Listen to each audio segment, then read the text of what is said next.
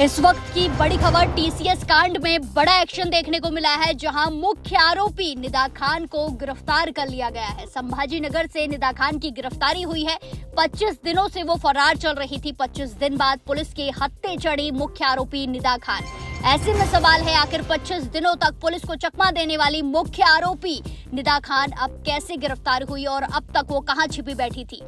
नासिक से सामने आए हाई प्रोफाइल टीसीएस कांड में बड़ा अपडेट ये सामने आया है, जिसने आईटी सेक्टर से लेकर राजनीति तक हलचल मचा दी। जहां जबरन धर्मांतरण, यौन शोषण, मानसिक प्रताड़ना और धार्मिक भावनाएं आहत करने जैसे गंभीर आरोपों के बीच अब इस मामले में बड़ा मोड़ आ गया है। पुलिस ने मुख्य आरोपी निदा खान को गिरफ्तार कर लिया है। महाराष्ट्र के नासिक जिले में स्थित टीसीएस यानी कि टाटा कंसल्टेंसी सर्विसेज की बीपीओ यूनिट से जुड़े कथित धर्मांतरण और महिला उत्पीड़न मामले में पुलिस को बड़ी सफलता मिली है। इस मामले की मुख्य आरोपी बताई जा रही यानी कि मास्टरमाइंड बताई जा रही निदा खान को छत्रपति संभाजी नगर से गिरफ्तार कर लिया गया है। बताया जा रहा है कि निदा खान पिछले करीब 25 दिनों से फरार चल रही थी और पुलिस लगातार उसकी तलाश में कई जगहों पर छापेमारी भी कर रही थी। कई लोगों से पूछताछ की, कई सारी बातें भी सामने आई। आखिरकार नासिक क्राइम ब्रांच और छत्रपति संभाजी नगर पुलिस की संयुक्त टीम ने उसे नारेगांव स्थित केसर कॉलोनी के एक फ्लैट से हिरासत में लिया। सूत्रों के मुताबिक जिस फ्लैट से गिरफ्तारी हुई है, वहां निदा खान अपने परिवार के साथ रह रही थी। फ्लैट में उसकी मां, पिता, भाई और मौसी भी मौजूद थे। गिरफ्तारी के बाद देर रात उसे कोर्ट में पेश किया गया, जहां आगे की कानूनी प्रक्रिया शुरू हो गई है। वहीं पुलिस जांच के दौरान अहम खुलासे हुए हैं। संदिग्ध आरोपी निदा खान की कॉल डिटेल रिपोर्ट से पता चला है कि केस दर्ज होने के कुछ घंटों के अंदर उसने कई जगह फोन कॉल किए थे। इन कॉल्स ने जांच एजेंसी का शक और गहरा दिया था। एसआईटी जांच में आरोप है कि निदा खान पीड़िता को अपने घर ले जाती थी। इस दौरान उसे जबरन नमाज पढ़ना, हिजाब और बुर्का पहनना सिखाया जाता था। इस मामले में पुलिस का कहना था कि आरोपी मालेगांव पार्टी के जरिए पीड़िता का नाम बदलवाने की योजना बना रही थी। इसी कड़ी में पुलिस को अभी कई अहम सवालों के जवाब मिलने बाकी है। निदा खान की गिरफ्तारी के बाद इन सवालों के जवाब मिल सकते हैं।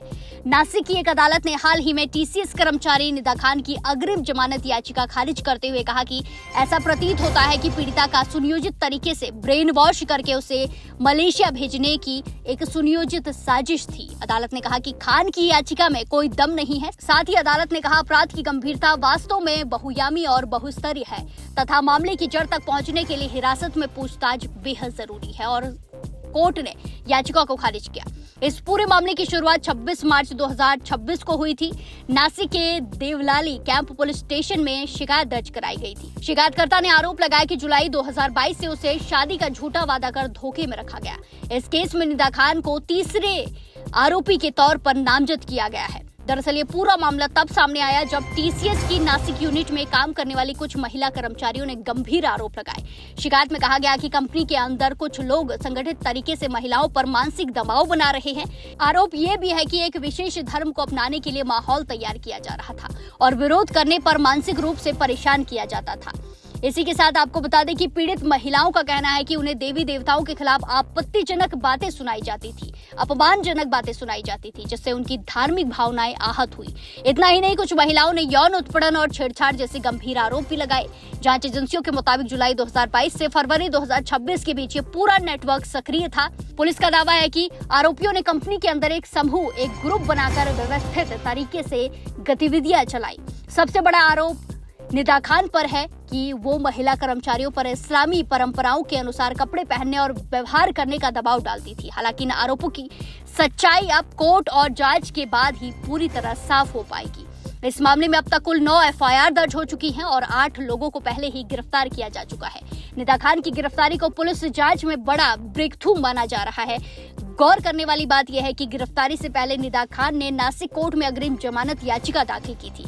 उसने कोर्ट से कहा था कि वो 2 महीने से गर्भवती है, प्रेग्नेंट है, इसलिए गिरफ्तारी से राहत दी जाए, लेकिन कोर्ट ने उसे अंतरिम राहत देने से इनकार कर दिया था।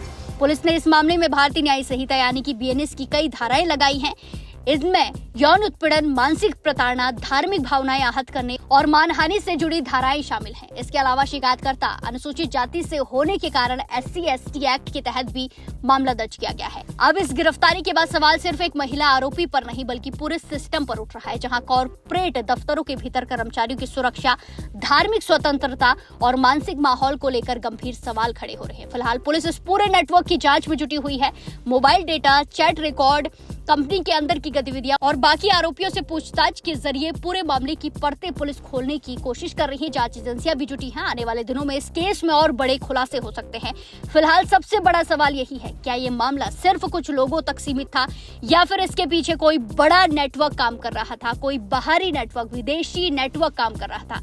पुलिस की जांच जारी है और हर अपडेट पर नजरें हैं सबकी।